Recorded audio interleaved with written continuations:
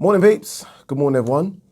Good morning. How's everyone doing? Hopefully, you're doing all right. Don't forget, if you're new to the channel, please hit that subscribe button. Don't forget as well to like and share the vid. Happy New Year as well, by the way. Whatever you're going to do to celebrate the new year, enjoy it. Be safe as well. You know what? My one piece of advice for everyone going into 2022, write your goals down.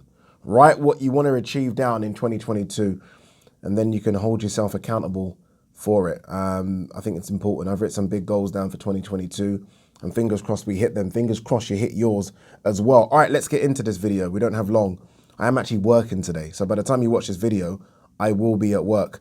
Let's start with this Dillian Whyte Tyson Fury situation. Let's just go there. We'll go through some of the other news a bit later, but let's just talk about it. Now, this broke last night. I think it's kind of been going on behind the scenes for a couple of weeks, but it broke last night that Top Rank requested that the WBC make the purse splits for Tyson Fury, Dillian Whyte 80-20. The WBC have agreed that. Now, I'm sorry, boxing is in desperate need of a world governing body. Desperate need. Sanctioning bodies have far too much power. Some promoters have far too much power, and it's a joke. It's actually a joke, and I actually think that 80-20 split is a bit of a fucking disgrace. Now, some of you will say things like, yeah, but what does, Dillian Whyte bring to the table? He's not a draw. Look at his pay-per-view numbers. That doesn't matter. That does not matter. Dillian Whyte, whether you like him or not, or agree that he's not a big B-side or, whatever, Dillian Whyte is the WBC interim champion. Now, according to the WBC's own rules, that's a 55-45 split. Now, some of you might say, oh, but he might be mandatory. Even if he's a mandatory, it's a 70-30 split according to the WBC's own rules. How can a promoter go to the WBC and say, you know what, now let's make this 80-20, and WBC, yeah, sure. How can that happen? How is that allowed? That's some big bullshit. I'm sorry, it is. So again, take your allegiance of Tyson Fury away. Take the fact that you might think Dillian Whyte's not a draw away. You can't have rules and then a promoter go to the sanctioning bodies and those rules then change. It doesn't make any sense whatsoever. And if I'm Dillian Whyte, you fight this. Some people might say, and look, I'm guilty of it, hands up. I made a video a couple of days ago saying, look, I hope Dillian Whyte doesn't price himself out of a fight with Tyson Fury. I take that back. I take that back. Go and get what you're worth. Go and get what's in the rules. Go and get it. Get your 55-45 split. The Top Rank can't go to the WBC and all of a sudden WBC say, okay, we'll accept an 80-20 split. No. No. I think it's a fucking disgrace. And only in boxing. By the way, only in boxing. Hence why I say it needs a world governing body. Think of this happening in any other sport. Look, football. We all watch a bit of football. What's the biggest tournament in the world? World Cup. Who is the biggest team in the world? Brazil. Imagine Brazil were playing, this is so random, but I'm going to go random for you, so hopefully I can make my point a bit clearer. Imagine Brazil will play New Zealand in the final. By the way, the winner of the World Cup gets £35 million or something there or thereabouts. Obviously, look, you make a lot more for endorsements and stuff like that, but the winner of the World Cup gets 35 million. I think the loser gets around 15, 20. But you're going to understand the point I'm making. Brazil are massive. 99% of the people watching it are watching it for Brazil. No disrespect to New Zealand, right? But 99% are going to watch it for Brazil. Imagine the head of Brazilian FA going to FIFA and saying, look, come on, it's New Zealand. It's not fucking Argentina or England. This is New Zealand. They're all watching this final because of us. What we should do, let's give New Zealand 2 million. We'll take the rest. They'll be happy with it. You know why? Because no one's tuning in for New Zealand anyway. You can't do that. I'm sorry, New Zealand have got there. They've made their way there. They'll get their split regardless. They're gonna get regardless what they deserve to get there. Now, say what you want about how Dillian Whyte's got there. He's there. Dillian Whyte's put himself in an interim or a mandatory situation. The splits are there. It's written in black and white. 70-30 mandatory, 55-45 interim. But yet all of a sudden, Top Rank is saying, no, let's make this an 80-20 split because what? Because Tyson Fury's the bigger draw. It shouldn't work like that. And for too long, it has worked like that. And we as fans have almost accepted it. We as fans have been like, well, you know what? Look at his pay-per-view numbers. I mean, look how many tickets he sold. Look at this. Look, no, this isn't a voluntary. Even in a voluntary situation, you can make arguments. But in a voluntary situation, I kind of understand that argument because someone's given someone an opportunity, and then you can kind of bring all those things to the table, and you can say, look, you know, we sold out Wembley. He struggles to sell out the O2 Arena. We done 1 million pay-per-view buys. His last fight did 100,000. You can do that. But if you work your way up and you put yourself in an interim position, the rules are there. 55-45. Top Rank can't go to the WBC and all of a sudden the WBC decide to change their situation on it. I think it's a disgrace. And again, if I'm Dillian Whyte, I get it. I said on a video a couple of days ago, look, you want your world title shot, go and take it and blah, blah, blah. No, I changed my mind. Dillian Whyte should get what he should get. He should get what he should get. And this isn't a case of what you bring to the table. I'm not having any of that anymore. We do, that logic doesn't work in any other sport apart from boxing. It's mental. It's mental. And this is why boxing suffers. Honestly, it's ridiculous. And we as fans have got far too involved in it. Far too involved. I see someone tweet the other day about it. Oh yeah, but look, Dillian Whyte last fought behind closed doors. Dillian Whyte last fought in Gibraltar. Dillian Whyte did this. I don't care about all that. I really do not care about that. Dillian Whyte should get the split that the WBC says he should get. Not what Top Rank then go and discuss with the WBC and the WBC then agree. I'm sorry, that's some big bollocks, and it's annoyed me a little bit. It really has, because a lot of people will be saying things like, oh, Dillian Whyte's ducking Fury and Dillian Whyte should just take the fight and all that shit. No, he shouldn't. He shouldn't. Again, people, I will repeat myself and then we'll move on. Interim is 55-45. Dillian Whyte is the interim WBC champion. And if you want to say he's not, he's mandatory. Okay, mandatory 70-30. How has Dillian Whyte been offered lower than the mandatory? Come on, man. Come on, this shit needs to be sorted out. It really does. It really, really does. And this is why I say a world governing body, because some promoters are too in bed with different sanctioning bodies. Honestly, that they are. Like, we know the ones I'm talking about. And you almost feel like they can have a conversation. Some sanctioning bodies are too close to fighters. Like the WBC, Mauricio Sulaimán's relationship with Canelo is a bit crazy, to the point where he wears Canelo hats. It's all a bit crazy. Like, Canelo can literally do what he wants. And look, this is not a dig at Canelo at all, but Canelo can literally do what he wants in boxing. And I don't like that. I don't like it at all. I think it's all a bit crazy. It really is fucking crazy. It really is. And that's why there are some people, Fight Disciples say it a lot, and others now, bin the belts. Like, bin the belts. But more than that, bin the belts. And we need a world governing body overseeing all of this. And some people might say, yeah, but look at FIFA. They're a governing body and they're corrupt. And I get all that. And so are UEFA, and I understand that. But we need something. We need something in this sport, because, again, things are made up as they go along. Things are made up as they go along. Even the British Boxing Board of Control recently, with that Steve Gray, Hamza Shiraz, Bradley Skeet thing, and they kind of said, we spoke to Steve Gray and, he kind of did nothing wrong. It's honestly, a lot needs to be done in the sport. I don't know how you get a world governing body, but I'm telling you now, there could be a world governing body, who aren't necessarily boxing fans. And actually, I would like that. I wouldn't want them to necessarily be that. I want them to do things by the law.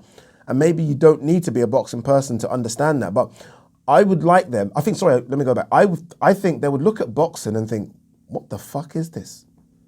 Honestly, they'll see some stuff and like, wait, so what? He's fighting him because of that. Or he's getting that because, and they would laugh at the sport.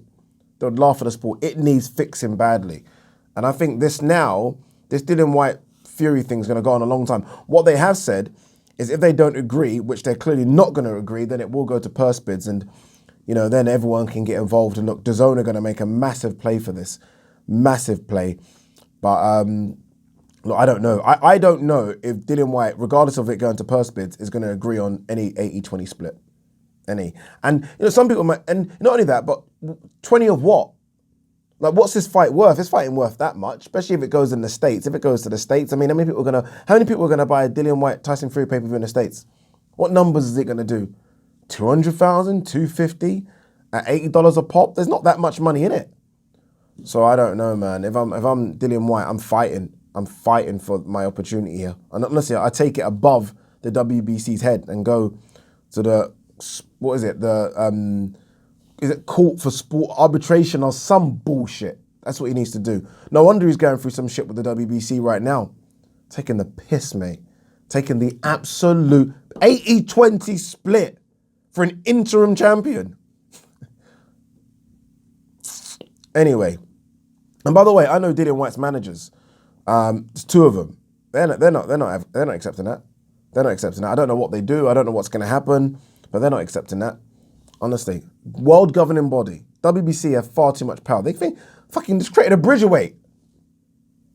Do whatever they honestly feel like they can do whatever they want. Far too much power in this sport. Far too much. Nonsense. Where are we? Keith Thurman. I'm still very pissed off about this, by the way. Keith, again, guys, understand this. You can't have rules and then you get approached by a powerful promoter and those rules change. You can't have it. You can't. You really can't. And look, the WBC rules are there for you to go and see. Go and see them. Read them. Understand them. Digest them.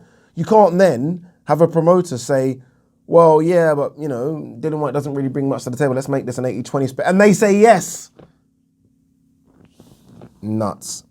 Absolute nuts.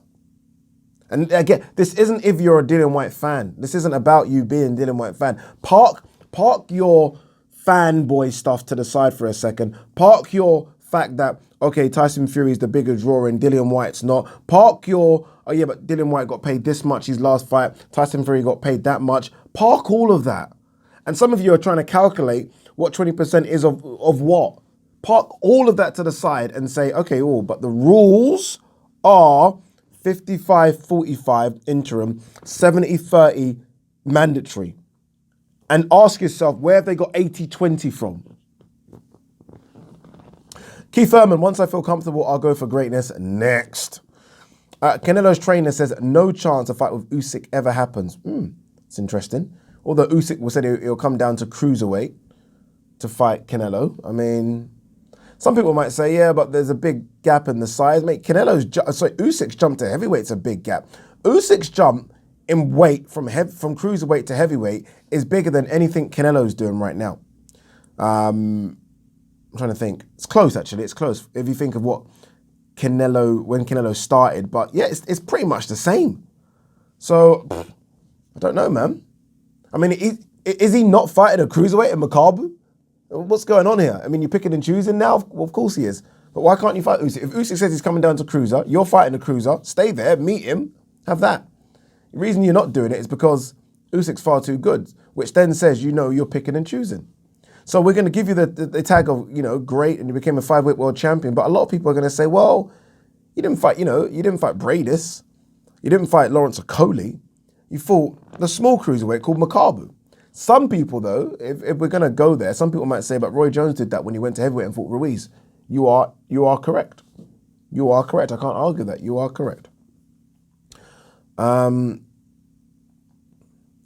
Frank Sanchez aims to outdo Luis Ortiz by knocking Christian Hamer out. Frank Sanchez probably will get that job done. I like Frank Sanchez a lot. I think he's going to be a bit of a problem for fighters in 2022 if he can get the fights.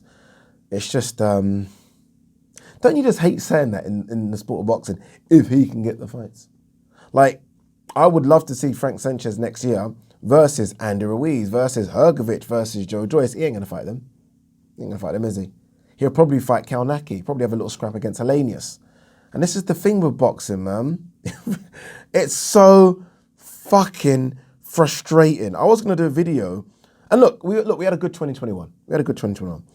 But, and this is the thing, but did we get to see the ones we really wanted to see? We had a good 2021 by boxing standards. Because boxing doesn't give us much. We accept what it is. We didn't get Spence Crawford. We got Porter Crawford. So we accept that because, it was close. It wasn't what we wanted, but it was close, right? We didn't get any of the lightweights to mix it up. We didn't. We didn't get any of the lightweights that we're talking about, the Four Kings, whatever. Instead, we got Gervonta Davis, Issac, Cruz. Kambosos Lopez was a good fight, but we got that. We got Lomachenko, Comey. Ryan Garcia pretty much had the year out. We got him versus Luke Campbell at the start of the year. We didn't really get any of those ones. You know what I mean? And even in the heavyweight division, although Usyk Joshua was fucking spectacular in the sense the way in which Joshua lost and Wilder versus Fury. What we really wanted to see was Fury AJ, but what I'm trying to say is that boxing rarely gives us what we really, really want. Like rarely, right? So when it gives us something close to it, we applaud it massively. Like, oh my God, this is incredible. Doesn't really give you what you really, really want. Like next year, I would love to see Yard Boatsi. Who really believes you're going to get Yard Boatsi next year? Like really? Do you really think you're going to get Yard? I don't. Do I really think I'm going to get it? I would love to see next year Gervonta Davis versus Lomachenko. Do you really think you're going to get that? Do you? Look how close we were to Fury AJ. Look how close we were. We literally, I thought we were a day away. And then all of a sudden we had this arbitration thing, we never got it. Don't get me wrong, Fury Wilder was great, but we really wanted Fury AJ. Really wanted it. We actually didn't really want Fury Wilder in the first place. I don't know. A bit here about Fury Whyte heading to purse bids on the January 11th. That purse bid is going to be fascinating because Triller will get involved. We know that. The Zone will definitely get involved. Top Rank are going to put something crazy in. I wonder if Sky will do it as well with Boxer. I wonder if they're going to put something in. It's going to be crazy. Carl Froch, Crawford beats Josh Taylor, but Taylor deserves to be in there. Yeah, agreed. I think once Taylor gets past Jack Catterall, I think that's February, right? And he will get past Jack Catterall. Jack Catterall almost looked happy. Not happy. He looked a bit... Do you remember the press conference they had about a month ago? He just looked like a bit nervous. Maybe it's the big stage. I can understand why. But yeah, I agree. I think once Josh Taylor gets past him, he should be in the... I think he should go to 147. I was thinking about 140 fights for him. If Teofimo Lopez beat Kambosos, he didn't, then that would have been a good fight. You know, you've done what you needed to do at 135, go up. Now with a loss, not quite sure. Prograis he's already beat. Mikey Garcia lost. He's not going to fight Sandor Martin, is he, Josh? So I think Josh should go to 147. And if you see him around the Crawfords of the world, he's so big. He's so big. And I think boxing's all about timing when you make those jumps. Crawford's made him very good in his career. Manny Pacquiao made him. Floyd made him. I think Josh Taylor should look at it now and think, you know what, it's time to go 147. Like, I'm undisputed at 140. What else? I've cleaned up. And he did. He cleaned up. He beat everyone. Go 147. Alicia Baumgardner has inked a promotional deal with Eddie Hearn. It's a bit like, back in the day, I remember like when Don King had this, right? Don King, regardless of the result, is getting the winner. Didn't matter. Did not matter. Who won or lost, Don King would have sort of dibs on regardless. And Eddie's a bit like that now where, hey, regardless of the situation, Eddie will get the winner, right? But look, I mean, Eddie's still going to work with Terry. And I think, why not get Alicia? Alicia, right now, probably one of the people that really had a breakthrough year last year. Apologies, start reading through that. Surprised a lot of people. Power, good looking, sells a fight well. It looks like she's running into that big fight with Michaela Mayer. And, you know, get it. If Eddie can get that fight done on the Zone, then get it done. Even if it's not Michaela Mayer and it's Choi, get it done. Or even if it's a couple of voluntaries, get it done. Alicia looks like she's ready to become a star. Issac Cruz versus Ryan Garcia looks close. This is Ryan Garcia's obviously first fight since coming back from his own mental health issues and his surgery. A good fight. Obviously, you know, Issac Cruz done well against Gervonta Davis. Let's see how Ryan Garcia handles him because he's a bit of a problem. He just keeps on coming, doesn't he? He just keeps on coming forward and you've got to dent him. And I think Ryan actually could. I think Ryan's got a lot more power than people give him credit for. Demetrius Andrade may head to 168 for bigger fights, says Eddie Hearn. Yeah, I mean, I don't know. I mean, I don't think it's a case of him heading to a different weight division. Eddie couldn't, for whatever reason, Eddie couldn't get him the fights at 160. For whatever reason. It shocks me. But look, let's see what he can do at 168. Let's see. I mean, I would have loved to have seen the Charlo fight at 160. Eddie was unable to get that for him. GGG 160, unable to get that for him. I don't know what's going on. I don't know. Maybe it does come down to just how big a fight he is, or maybe how awkward he is, and fighters are like, just don't want that work. Look at who he's fought, Demetrius Andrade. Let me quickly bring up his record. Since he signed to Matchroom. Okay, so I think it was the Atlantis Fox fight. No, it might have been either that or maybe he was supposed to fight Billy Joe Saunders, but that didn't happen. So he fought Calton Dokwa. a cave of Sulecki, Keeler, Williams, Quigley. Fucking hell, man. Bloody hell. UK boxing, no decision yet on January shows as COVID variant continues to spread. Yeah, it looks like, to be fair, January's quite quiet anyway when it comes to UK boxing, but the big one we're waiting for is Liam Williams, Chris Eubank, which was supposed to be in January. Looks like that might be moved to February, but they are going to wait. I think the problem they're having is whether they can have medical staff ringside. I think I've read something like that because a lot of the medical staff, obviously, NHS right now is being stretched and they don't know if they can get medical staff ringside. So look, we'll see. We'll see what happens. What you don't want as well, regardless of medical staff, you don't want a case of sort of fights going behind closed doors and then you're going to struggle to kind of pay both fighters. This one needs a crowd. It really does.